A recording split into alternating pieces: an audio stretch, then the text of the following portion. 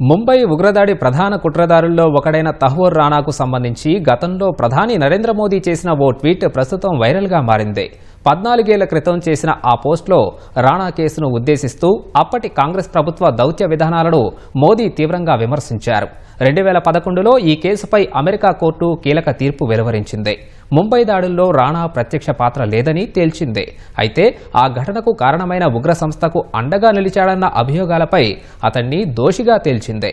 ఈ తీర్పుపై 2011 జూన్ 10న ప్రధాని మోదీ అప్పటి ట్విట్టర్ వేదికగా స్పందించారు. ముంబై దాడుల ఘటనలో తహ్వూర్ రాణాను అమాయకుడని అమెరికా ప్రకటించడం భారత సార్వభౌమత్వాన్ని అవమానించడమే అని మోదీ పేర్కొన్నారు. భారత విదేశాంగ విధానానికి ఇది భారీ ఎదురుదెబ్బ అని ఆ పోస్టులో రాసుకొచ్చారు.